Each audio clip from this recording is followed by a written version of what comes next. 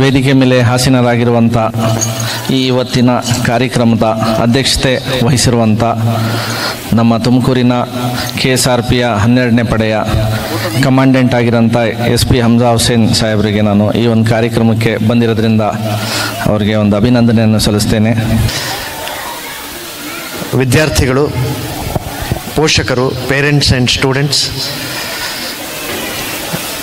ನೋಡಿ, ಇದು annual function ಇದೆ ನಿಮ್ಮದು. ಪ್ರತಿಯೊಂದು ಮಗುವಿಗೆ, ವಿದ್ಯಾರ್ಥಿಗೆ ಮತ್ತು ಅವರ ತಂದೆ ತಾಯಿಗೆ ಮತ್ತು ಅವರ ಶಿಕ್ಷಕರಿಗೆ, ಶಾಲೆಗೆ ಇದೊಂದು ಮಹತ್ವದ ದಿನ.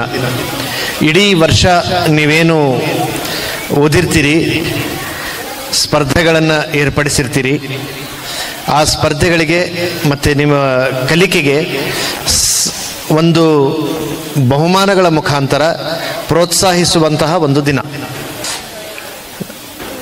ವಿದ್ಯೆ ಅನ್ನೋದು ಒಂಥರ ಫೌಂಡೇಶನ್ ಇದ್ದ ಹಾಗೆ. ಫೌಂಡೇಶನ್ ಚೆನ್ನಾಗಿದ್ದರೆ ಮಕ್ಕಳ ಭವಿಷ್ಯ ಚೆನ್ನಾಗಾಗುತ್ತೆ. ಪಾಯನೇ ಇಲ್ಲದೆ ಅದರ ಮೇಲೆ ಗೋಡೆ ಕಟ್ಟಿದ್ರೆ ಬಿಲ್ಡಿಂಗ್ ನಿಲ್ಲೋದಿಲ್ಲ. ಸಮಾಜದಲ್ಲಿ ಬದುಕಬೇಕು, ಅರ್ಥೈಸ್ಕೊಳ್ಬೇಕು, ಸಮಾಜದ ಆಗು ಹೋಗುಗಳನ್ನು ತಿಳ್ಕೋಬೇಕು, ನಮ್ಮ ಜೀವನ ಚೆನ್ನಾಗಿರಬೇಕು, ಆರ್ಥಿಕ ಪರಿಸ್ಥಿತಿ ಚೆನ್ನಾಗಿರ್ಬೇಕಂದ್ರೆ ಯಾರು ಬರೀ SSLC ಓದಿದರೆ ಅವ್ರಿಗೆ ಕೆಲಸ ಸಿಗೋದಿಲ್ಲ, ಭಾಳ ಕಷ್ಟ. SSLCಗೆ ಪೊಲೀಸಲ್ಲಿ ಕೆಲಸ ಇದೆ, ಏನು ಕಾನ್ಸ್ಟೇಬಲ್ ಆಗಿ ನೀವು KSRPಯಲ್ಲಿ ಸೇರ್ಕೋಬೋದು. ಅದಕ್ಕೆ ಒಳ್ಳೆ ವಿದ್ಯೆಯನ್ನು ನೀವು ಗಳಿಸ್ಕೋಬೇಕು, ಒಳ್ಳೆ ದೈಹಿಕ ಹಾಗೂ ಮಾನಸಿಕ ಸಮತೋಲನವನ್ನು ಕಾಪಾಡ್ಕೋಬೇಕು. ಮಕ್ಕಳಿಗೆ ಮೊದಲ ಗುರುಗಳು ತಂದೆ ತಾಯಿಗಳು. ನೀವು ಹೇಗಿರ್ತೀರಿ ಅನ್ನೋದನ್ನು ನೋಡಿ ಮಕ್ಕಳು ತಮ್ಮ ಸಂಸ್ಕಾರ ಅಥವಾ ಕ್ಯಾರೆಕ್ಟರ್ಸನ್ನು ಬೆಳೆಸ್ಕೋತಾರೆ. ನಂತರದಲ್ಲಿ ಅವರು ಕಲಿಯೋದು ಶಾಲೆಯಲ್ಲಿ. ಸೊ ಇದ್ರ ಬಗ್ಗೆ ಹೆಚ್ಚಿನ ಗಮನ ಕೊಡಿ. HMS ಶಾಲೆಯ ಮಕ್ಕಳಿಗೆ ಒಳ್ಳೆಯದಾಗಲಿ. ಈ ಶಾಲೆ ಇನ್ನೊಂದಷ್ಟು ಒಳ್ಳೆ ನಾಗರಿಕರನ್ನು ಬೆಳೆಸಲಿ, ಒಳ್ಳೆ ಬುದ್ಧಿ, ಒಳ್ಳೆ ಕ್ಯಾರೆಕ್ಟರ್ಸ್, ಒಳ್ಳೆ ಗುಣಗಳನ್ನು ಮಕ್ಕಳಿಗೆ ಕಳಿಸ್ಲಿ. ನಾಳೆ ದಿವಸ ಈ ಮಕ್ಕಳು ಸಮಾಜದಲ್ಲಿ ಒಳ್ಳೆ ನಾಗರಿಕರಾಗಿ ಮುಂದುವರಿಲಿ, ಒಳ್ಳೆ ಜೀವನವನ್ನು ನಡೆಸಲಿ ಅಂತ ಹಾರೈಸ್ತಾ ನನ್ನ ಮಾತು ಮುಗಿಸ್ತೀನಿ. ಜೈ ಹಿಂದ್, ಜೈ ಕರ್ನಾಟಕ. ಏನಾಗಬೇಕು ಅಂತಂದ್ರೆ ಒಂದು ಆಧಾರ ಬೇಕು. ನಿಮ್ಗೆ ಅಡಿಗೆ ಮಾಡ್ಲಿಕ್ಕೆ ಒಂದು ಮಾದರಿ ಬೇಕು. ಅಡಿಗೆ ಮಾಡ್ಲಿಕ್ಕೆ ನಿಮ್ಗೆ ಮಾರ್ಗದರ್ಶನ ಬೇಕು. ನೋಡಿ, ಮಾರ್ಗದರ್ಶಕರು ಇಲ್ಲದೆ ಹೋದ್ರೆ ಏನಾಗ್ತಾರೆ ಅಂತ ಹೇಳಿ ನಮ್ಮ ಈಗ ಪೊಲೀಸ್ ವರಿಷ್ಠಾಧಿಕಾರಿಗಳು ನಿಮಗೆ ಮಾಹಿತಿ ಕೊಟ್ಟು ಹೋಗಿದ್ದಾರೆ.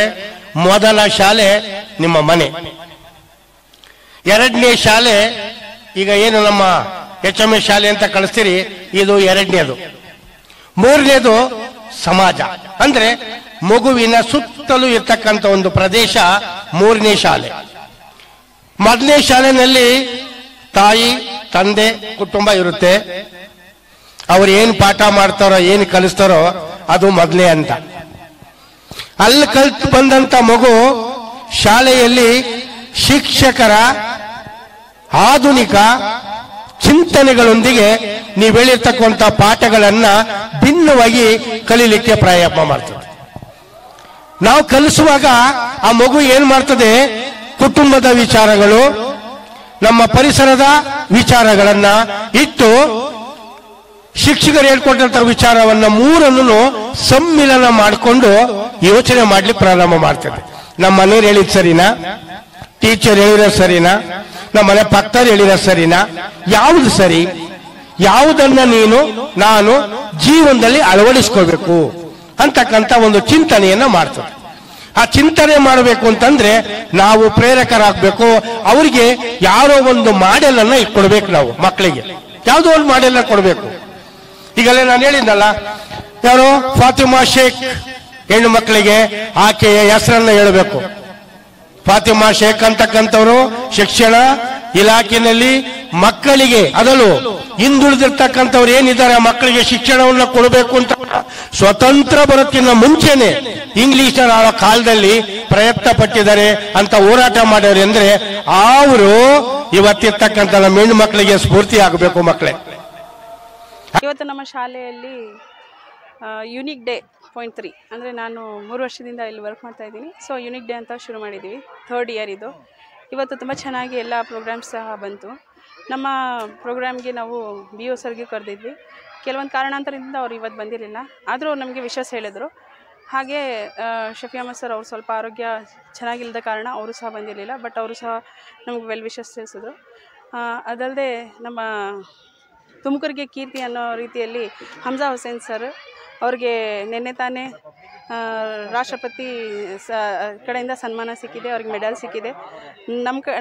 ನನ್ನ ಪರವಾಗಿ, ನಮ್ಮ ಶಾಲೆ ಪರವಾಗಿ ಅವರಿಗೆ ಹೃತ್ಪೂರ್ವಕವಾದಂಥ ಅಭಿನಂದನೆಗಳನ್ನು ತಿಳಿಸ್ತೀವಿ. ಅವ್ರು ಬಂದಿದ್ದು ನಮಗೆ ಒಂಥರ ಹೆಮ್ಮೆ ಅನ್ನಿಸ್ತು. ಮಕ್ಕಳೆಲ್ಲ ತುಂಬ ಖುಷಿಪಟ್ಟರು.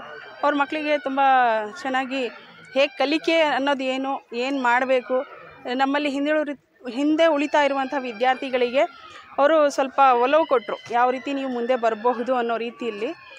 ಹಾಗೆ ಅವ್ರ ಜೊತೆ ಶೇಖ್ ಮೊಹಮ್ಮದ್ ಇರ್ಫಾನ್ ಸರ್ ಸಹ ಬಂದಿದ್ದರು. ಅವರು ಸಹ ಮಕ್ಕಳಿಗೆ ಮೋಟಿವೇಟ್ ಮಾಡಿದ್ರು. ಅವ್ರು ಬಂದಾಗ ಸ್ವಲ್ಪ ಪೇರೆಂಟ್ಸ್ ಕಡಿಮೆ ಇದ್ದಿದ್ದು ಸ್ವಲ್ಪ ಅವ್ರು ಬೇಜಾರು ಮಾಡಿಕೊಂಡ್ರು. ಆದರೂ ಸಹ ಅವರು ಮಕ್ಕಳಿಗೆ ಒಳ್ಳೆಯ ಬುದ್ಧಿಮಾತನ್ನು ಹೇಳಿದ್ರು. ಮುಂದೆ ವಿದ್ಯಾಭ್ಯಾಸ ಎಷ್ಟು ಮುಖ್ಯ ಈ ಜಗತ್ತಿನಲ್ಲಿ, ಯಾಕಂದರೆ ಈಗೆಲ್ಲ ಕಾಂಪಿಟೇಟಿವ್ ವರ್ಲ್ಡ್, ಎಲ್ಲೋದ್ರೂ ಕಾಂಪಿಟೇಷನ್ ಇದೆ. ಅದಕ್ಕೋಸ್ಕರ ಎಲ್ಲ ಮಕ್ಕಳು ಓದಬೇಕು ಅನ್ನೋದು ಮುಖ್ಯವಾಗಿದೆ ಅನ್ನುವಂಥ ಸಂದೇಶವನ್ನು ಮಕ್ಕಳಿಗೆ ಅವರಿಬ್ಬರು ಸಹ ನೀಡಿದರು. ಹಾಗೆ ನಮ್ಮ ECO ಸರ್ ಶಿವರಾಜ್ ಸರ್ ಬಂದಿದ್ದರು. ಅವರು ಸಹ ಮಕ್ಕಳಿಗೆ ಶಿಕ್ಷಣ ಅಂದ್ರೇನು, ಶಿಕ್ಷಣದ ಮಹತ್ವ ಏನು, ಹಾಗೆ ಅವ್ರು ಯಾರ್ಯಾರು ಶಿಕ್ಷಣದಲ್ಲಿ ಅವರು ಕೊಡುಗೆ ಕೊಟ್ಟಿದ್ದಾರೆ, ಫಾತಿಮಾ ಶೇಖ್ನ ಅವರು ನೆನೆಸ್ಕೊಂಡ್ರು, ಕೆಲವೊಂದು ರಾಜರನ್ನ ನೆನೆಸ್ಕೊಂಡ್ರು, ಹಾಗೆ ಕೆಲವರು ರಾಜರ ಒಂದು ಸಾಧನೆಗಳನ್ನು ಸಹ ಮಕ್ಕಳಿಗೆ ಹೇಳಿದ್ರು. ಈ ರೀತಿ ನೀವು ಸಹ ಸಾಧನೆ ಮಾಡಬೇಕು ಅನ್ನುವಂಥ ಒಲವನ್ನು ಅವ್ರಿಗೆ ತೋರಿಸಿದ್ರು. ಅವರು ನೀವು ಓದಿದ್ರೆ, ಸಮಾಜನ ತಿಳ್ಕೊಂಡ್ರೆ, ಮಾನವೀಯತೆನ ತಿಳ್ಕೊಂಡ್ರೆ, ಮನುಷ್ಯರ ಜೊತೆ ಬೆರೆತರೆ ಸರಿಯಾಗಿ ಈ ಕಾಂಪಿಟೇಟಿವ್ ವರ್ಲ್ಡಲ್ಲಿ ನೀವು ಹೇಗೆ ಬದುಕ್ಬೋದು ಅನ್ನೋದನ್ನು ಅವರು ಹೇಳಿದ್ರು. ತುಂಬ ಖುಷಿಯಾಯಿತು ಇವರೆಲ್ಲ ಬಂದಿದ್ದು. ಅಷ್ಟಲ್ಲದೆ ನಾವು ಈ ವರ್ಷ ತುಂಬ 2 ಟ್ರಿಪ್ ಮಾಡಿದ್ವಿ, ಒಂದು ಸ್ಮಾಲ್ ಮತ್ತು ಒಂದು ಚೆನ್ನಾಗಿತ್ತು 2 ಟ್ರಿಪ್ಪು. ಹಾಗೆ ಈ ಸರಿ ಸೈನ್ಸ್ ಎಕ್ಸಿಬಿಷನ್ ಮಾಡಿದ್ವಿ. ಮಕ್ಕಳು ತುಂಬ ಚೆನ್ನಾಗಿ ಅದರಲ್ಲಿ ಭಾಗವಹಿಸಿದ್ರು. ಮಾರ್ಕೆಟ್ ಡೇ ಮಾಡಿದ್ವಿ, ಸಂಕ್ರಾಂತಿ ಸಂತೆ ಅಂದ್ಬಿಟ್ಟು. ಅದಕ್ಕೂ ಸಹ ಮಕ್ಕಳು, ಪೇರೆಂಟ್ಸ್ ಎಲ್ಲರೂ ಸಹ ತುಂಬ ಚೆನ್ನಾಗಿ ಒಲವು ತೋರಿಸಿ ಎಲ್ಲರೂ ಭಾಗವಹಿಸಿದ್ರು. ಅದನ್ನು ನೋಡಿ ನಮಗೂ ಖುಷಿ ಆಯಿತು. ಅದಕ್ಕೆ ನನ್ನ ಟೀಮ್ಗೆ, ನಮ್ಮ ಪೋಷಕರಿಗೆ, ಮಕ್ಕಳಿಗೆ ಎಲ್ಲರಿಗೂ ನಾನು ಅಭಿನಂದನೆಯನ್ನು ಸಲ್ಲಿಸ್ತೀನಿ. ಈ ಒಂದು ಬಾಂಧವ್ಯ ಏನಿದೆ ನಮ್ಮ ಮಕ್ಕಳ ಜೊತೆ, ಪೇರೆಂಟ್ಸ್ ಜೊತೆ, ಇದು ಹೀಗೆ ಗಟ್ಟಿಯಾಗಿರಲಿ, ಮಕ್ಕಳು ಇಲ್ಲಿಂದ ಒಂದು ಸಮಾಜಕ್ಕೆ ಒಳ್ಳೆ ನಾಗರಿಕರಾಗಿ ಹೋಗಲಿ ಅಂದ್ಬಿಟ್ಟು ನಾನು ಎಲ್ಲರಿಗೂ ಆಶಿಸ್ತೀನಿ. ನೀವು ಮಕ್ಕಳನ್ನ ಯಾವ ಥರ ಟ್ರೀಟ್ ಮಾಡ್ತಿದ್ದೀರಾ? ಯಾವ ಥರ ನಿಮ್ಮ ಮಾಡರ್ನ್ ಎಜುಕೇಷನ್ ಆ ಥರ ಏನು? ಮಾಡರ್ನ್ ಎಜುಕೇಷನ್ ಅಂದರೆ ಸರ್, ನಾವು ಅವ್ರಿಗೆ ಕಲಿಕೆ ಬರೀ ಪುಸ್ತಕ ಅಷ್ಟೇ ಅಲ್ಲ, ಅವ್ರಿಗೆ ಅದನ್ನು ಕೆಲವೊಂದು ಆ್ಯಕ್ಟಿವಿಟೀಸ್ ಕೊಟ್ಟು ಅದು ಹೇಗೆ ಮಾಡಬೇಕು ಅನ್ನೋದನ್ನು ಸಹ ನಾವು ಅವ್ರಿಗೆ ತಿಳಿಸ್ತಾ ಇದ್ದೀವಿ. ಉದಾಹರಣೆಗೆ ನಾವು ಎಷ್ಟೋ ಒಂದು ಮಕ್ಕಳೆಲ್ಲ ಕನ್ನಡ ಅಂದರೆ ಕಷ್ಟ ಅನ್ಕೋತಿದ್ರು. ಈಗ ಎಷ್ಟೋ ಮಕ್ಕಳು ಒಲವು ತೋರಿಸ್ತಿದ್ದಾರೆ. ಅದು ನೋಡಿದ್ರೆ ಖುಷಿ ಆಗುತ್ತೆ. ಅದು ಹೇಗಾಯಿತು ಅಂದರೆ, ನಾವು ಆ್ಯಕ್ಟಿವಿಟೀಸ್ ಕೆಲವೊಂದು ಮಾಡಿಸಿದ್ದಕ್ಕೆ, ಮತ್ತು ಪ್ರೊನೌನ್ಸಿಯೇಷನ್, ಸೌಂಡು, ಇವನ್ನೆಲ್ಲ ನಾವು ಅವ್ರಿಗೆ ತುಂಬ ಚೆನ್ನಾಗಿ, ಹೇಗಂದರೆ ಅವರು ನೋಡಿ ಕಲಿಬೇಕು, ಜೊತೆಲಿ ಇಷ್ಟಪಟ್ಟು ಕಲಿಬೇಕು. ಕಷ್ಟಪಟ್ಟರೆ ಏನೂ ತಲೆಗೆ ಹೋಗಲ್ಲ. ಹಾಗಾಗಿ ಇಷ್ಟಪಟ್ಟು ಕಲಿಬೇಕು. ಅಷ್ಟೇ ಅಲ್ಲದೆ ಸೈನ್ಸಲ್ಲೂ ಅಷ್ಟೇ ಕೆಲವೊಂದು ಎಕ್ಸ್ಪೆರಿಮೆಂಟ್ಸ್ ತುಂಬ ಚೆನ್ನಾಗಿ ಮಕ್ಕಳು ಮಾಡಿದರು. ಅವತ್ತು ಸಹ ರಮೇಶ್ ಸರ್ ಬಂದಿದ್ದರು. ಅವರು ಸಹ ತುಂಬ ಅಪ್ರಿಷಿಯೇಟ್ ಮಾಡಿದ್ರು ಮಕ್ಕಳನ್ನೆಲ್ಲ, ತುಂಬ ಚೆನ್ನಾಗಿ ಮಾಡಿದ್ದಾರೆ. ಯಾಕಂದರೆ ಒಂದು ಆ್ಯಕ್ಟಿವಿಟಿ ಅಂದರೆ ಬರೀ ಹೇಳೋದಷ್ಟೇ ಅಲ್ಲ, ಅದನ್ನು ಅವರು ರೆಪ್ರೆಸೆಂಟ್ ಹೇಗೆ ಮಾಡಿದ್ರು ಅಂದರೆ ಅದು ಫುಲ್ ನೋಡಿದವ್ರಿಗೆ ತುಂಬ ಖುಷಿ ಅನ್ನಿಸ್ತು. ಅಷ್ಟೇ ಅಲ್ಲದೆ ಅವರು ತುಂಬ ಚೆನ್ನಾಗಿ ಎಕ್ಸ್ಪ್ಲೇನ್ ಮಾಡಿದ್ರು. ಗೊತ್ತಾಗ್ದಲೇ ಇರೋರು ಸಹ ಇದು ಹೀಗೇನಾ ಅಂತ ಕೇಳೋ ರೀತಿಯಲ್ಲಿ ಅವರು ಎಕ್ಸ್ಪ್ಲೇನ್ ಮಾಡಿದ್ರು. ಅಂದರೆ ಈಗ ಇಂಗ್ಲೀಷಲ್ಲಿ ಹೇಳಿದಾಗ ಅವ್ರಿಗೆ ಅರ್ಥ ಆಗೋಲ್ಲ, ನೀನು ಹೇಳಿದ್ದು ಏನಮ್ಮ ಅಂತ ಕೇಳೋ ರೀತಿಯಲ್ಲಿ ಅವ್ರು ಎಕ್ಸ್ಪ್ಲೇನ್ ಮಾಡಿದ್ರು. ಸೊ ಇವೆಲ್ಲ ಏನಂದರೆ ನಾವು ಅವರಿಗೆ ಒಲವು ತೋರಿಸ್ತಾ ಇದ್ದೀವಿ. ಓದೋ ಕಡೆ ಅವ್ರು ಬರಬೇಕು, ನಮ್ಮ ಕಡೆ ಓದಬೇಕು. ಅವರು ಯಾವುದನ್ನು ಕಷ್ಟ ಅನ್ಕೋಬಾರ್ದು. ಮ್ಯಾಥ್ಸ್ ಆಗಿರ್ಬೋದು, ಸೈನ್ಸ್ ಆಗಿರ್ಬೋದು, ಕನ್ನಡ ಆಗಿರ್ಬೋದು, ಯಾವುದು ಕಷ್ಟ ಇಲ್ಲ ಅನ್ನೋ ಒಂದು ಮನವರಿಕೆ ಮಾಡಿಸೋದ್ರಲ್ಲಿ ನಮ್ಮ ಟೀಮ್ ಏನಿದೆ, ನಮ್ಮ ಶಿಕ್ಷಕರು ಎಲ್ಲರಿಗೂ ಥ್ಯಾಂಕ್ಸ್ ಹೇಳ್ತೀನಿ. ಅವರೆಲ್ಲರೂ ಸಹ ಕಷ್ಟಪಡ್ತಿದ್ದಾರೆ. ಮಕ್ಕಳಿಗೆ ಇದು ಈಗಿನ ಕಾಲದಲ್ಲಿ ಹೇಗಿದೆ ಅಂದರೆ, ನಾವು ಹೇಗೆ ಉಸಿರಾಡ್ತಿದ್ದೀವೋ, ಆಕ್ಸಿಜನ್ ಅನ್ನೋದು ಎಷ್ಟು ಮುಖ್ಯನೋ ಎಜುಕೇಷನ್ ಅಷ್ಟೇ ಮುಖ್ಯ ಆಗಿಬಿಟ್ಟಿದೆ ಸರ್. ಎಜುಕೇಷನ್ ಇಲ್ಲ ಅಂದರೆ ಎಲ್ಲೂ ಸಹ ಮಕ್ಕಳಿಗೆ ಬದುಕೋದಕ್ಕೆ ಅಷ್ಟು ಒಳ್ಳೆ ದಾರಿಗಳು ಸಿಗೋದಿಲ್ಲ. ಯಾಕಂದರೆ ಮೊಬೈಲ್ ಇರೋದ್ರಿಂದ ಎಲ್ಲ ಮೊಬೈಲ್ ಕಡೆನೇ ಹೋಗ್ತಿದ್ದಾರೆ. ಅವ್ರೇನು ಅಂದ್ಕೊಂಡಿದ್ದಾರೆ, ರೀಲ್ಸ್ ಮಾಡಿದ್ರೆ ನಾವು ಬದುಕ್ಬೋದು, ಯೂಟ್ಯೂಬ್ ಮಾಡಿದ್ರೆ ಬದುಕ್ಬೋದು. ಇಲ್ಲ, ಅದಕ್ಕೂ ಸಹ ನಾಲೆಜ್ ಬೇಕೇ ಬೇಕು. ಅದು ನಾಲೆಜ್ ಬೇಕು ಅಂದರೆ ಇಲ್ಲಿಂದಾನೆ, ಪ್ರೈಮರಿಯಿಂದನೇ ಸ್ಟಾರ್ಟ್ ಆಗೋದು. ಅದಕ್ಕೋಸ್ಕರ ಶಿಕ್ಷಣಕ್ಕೆ ತುಂಬ ಮಹತ್ವ ಇದೆ. ಅದನ್ನು ಅವ್ರು ಅರ್ಥ ಮಾಡಿಕೊಂಡು ಮುಂದುವರಿಸ್ಬೇಕು. ಈಗ 9ನೇ ಕ್ಲಾಸ್ ಓದೋದು ಬಿಡೋದು, 10ನೇ ಕ್ಲಾಸ್ ಓದೋದು ಬಿಡೋದು, ಈ ರೀತಿ ಮಾಡಬಾರ್ದು. ಆದಷ್ಟು ಅವ್ರಿಗೇನು ಕಷ್ಟ ಇದೆಯೋ ಅದನ್ನು ಪೇರೆಂಟ್ಸ್ ಹತ್ರ ಹೇಳ್ಬೋದು, ಶಿಕ್ಷಕರ ಹತ್ರ ಹೇಳ್ಬೋದು. ಹೇಳಿದ್ರೆ ಅವರು ಅದನ್ನು ಈಸಿ ಮಾಡ್ತಾರೆ. ಯಾವುದೂ ಕಷ್ಟ ಇಲ್ಲ. ಈಗಿನ ಕಾಲದಲ್ಲಿ ಎಜುಕೇಷನ್ ಅನ್ನೋದು ಎಷ್ಟು ಈಸಿ ಮಾಡಿದ್ದಾರೆ ಅಂದರೆ, ಮೊದಲಾದರೂ ಒಂದು ಸಾರಿ ಪಾಠ ಮಾಡಿದ್ರೆ ಹೆದರ್ಕೋತಿದ್ವಿ ನಾವು ಶಿಕ್ಷಕರಿಗೆ ಹೇಳೋದಕ್ಕೆ. ಈಗ ಆ ರೀತಿ ಇಲ್ಲ. ಮಕ್ಕಳು ತುಂಬ ಒಲವಿಂದ ಫ್ರೆಂಡ್ಸ್ ಥರ ಇರ್ತಾರೆ ಶಿಕ್ಷಕರ ಜೊತೆ. ಸೊ ಅದಕ್ಕೆ ಅವ್ರಿಗೆ ನಾವು ಹೇಳೋದಕ್ಕೂ ಈಸಿ ಆಗುತ್ತೆ, ಅವ್ರು ಅರ್ಥ ಮಾಡಿಸೋದಕ್ಕೂ ಈಸಿ ಆಗುತ್ತೆ. ಒಂದು ಸಮ್ಯ ಆಗಿರ್ಬೋದು, ಒಂದು ಡಯಾಗ್ರಾಮೇ ಆಗಿರ್ಬೋದು, ನಾವು ಅವ್ರಿಗೆ ಈಸಿಯಾಗಿ ಹೇಳ್ಕೊಡ್ಬೋದು. ಯಾಕಂದರೆ ಹೆದರ್ಕೊಳ್ಳಲ್ಲ ಅವರು. 10 ಸಾರಿ ಬೇಕಾದರೂ ಕೇಳ್ತಾರೆ, ಅರ್ಥ ಆಗೋವರೆಗೂ ಕೇಳ್ತಾರೆ, ಟೀಚರ್ಸ್ ಹಾಗೆ ಹೇಳು ಕೊಡ್ತಾರೆ. ಸೊ ಇದು ಕಾಂಪಿಟೇಟಿವ್ ವರ್ಲ್ಡಲ್ಲಿ ಫ್ರೆಂಡ್ಶಿಪ್ ಇಟ್ಕೊಂಡು ಟೀಚರ್ಸ್ ಪಾಠ ಮಾಡ್ತಿದ್ದಾರೆ ಅಂದರೆ ಅದನ್ನು 2Dಯಲ್ಲಿ ಎಲ್ಲ ನಾವೇನು ಮಾಡ್ತೀವಿ ಅದನ್ನು ಅವ್ರಿಗೆ ಶೋ ಮಾಡ್ತೀವಿ. ನಮ್ಮಲ್ಲೂ ಸಹ ಇದೆ. ನಾವು ಕೆಲವೊಂದು ಥಿಂಗ್ಸ್ನ ಅವ್ರಿಗೆ ಪ್ರೆಸೆಂಟ್ ಆಗಿ ಮಾಡಿ ತೋರಿಸ್ತೀವಿ ಅವ್ರಿಗೆ. ಕನ್ನಡನೇ ಆಗಿರ್ಬೋದು, ಇಂಗ್ಲೀಷೇ ಆಗಿರ್ಬೋದು, ಮ್ಯಾಥ್ಸ್ ಆಗಿರ್ಬೋದು, ಈವನ್ ಅವ್ರಿಗೆ ಟೇಬಲ್ಸು ಸಹ ಈಸಿ ಮಾಡಿದ್ದೀವಿ. ಅವ್ರು ಎಷ್ಟು ಈಸಿಯಾಗಿ ಕಲಿತಾರೆ ಅಂದರೆ ಕ್ಯಾಲ್ಕುಲೇಟು ಮಾಡ್ತಾರೆ, ಪ್ಲಸ್ ಅಡಿಷನು ಮಾಡ್ತಾರೆ. ಅದೇ ರೀತಿ ಅವ್ರು ತಿಳ್ಕೊತಿದ್ದಾರೆ. ಕೆಲವೊಂದು ನಾವು ಮಾಡ್ತಾ ಇದ್ದೀವಿ, ನೋಡೋಣ ದೇವ್ರು ನಮಗೆ ಅದರಲ್ಲೂ ಸಕ್ಸಸ್ ಕೊಡಲಿ ಅಂತ ಪ್ರಾರ್ಥಿಸ್ತೀವಿ. Thank you. My name is Digant. I'm studying in 10th standard in the HMS English School. Now I am the topper of 9th class. So I want to keep this topping in the 10th also. So ನಾನು ಮತ್ತೆ 10th ಅದೇ ಥರ topping ಮಾಡಬೇಕು ಅಂತ ಇದ್ದೀನಿ. ಅದೇ ಥರ top ಆಗಿ ನಮ್ಮ ತಂದೆ ತಾಯಿನೂ ಇದು ಹೆಲ್ಪ್ ಮಾಡ್ತಿದ್ದಾರೆ ಓದೋಕ್ಕೆ. ಅವರು ನನಗೆ ಫುಲ್ ಎಲ್ಲ ಸಪೋರ್ಟ್ ಮಾಡ್ತಿದ್ದಾರೆ. ಇಲ್ಲಿರೋ ಟೀಚರ್ಸೂ ಹಂಗೆ ಸಪೋರ್ಟ್ ಮಾಡ್ತಿದ್ದಾರೆ. ಫುಲ್ ಎಲ್ಲರೂ ಎಲ್ಲ ಸಬ್ಜೆಕ್ಟಲ್ಲೂ ಆರಾಮಾಗಿ ಹೇಳ್ಕೊಡ್ತಿದ್ದಾರೆ. ಯಾವುದೇ ಡೌಟ್ ಇದ್ದರೂ ಎಲ್ಲ ಕ್ಲಿಯರ್ ಮಾಡ್ತಾರೆ. ಮತ್ತು ನಾನು ಇದೇ ಥರ ಇಂದ ಮುಂದುವರೆಗಿ 9th ಹೆಂಗೆ ಟಾಪ್ ಮಾಡಿದ್ದು ಹಂಗೆ 10th ಟಾಪ್ ಮಾಡಬೇಕು ಅಂತ ಇದ್ದೀನಿ.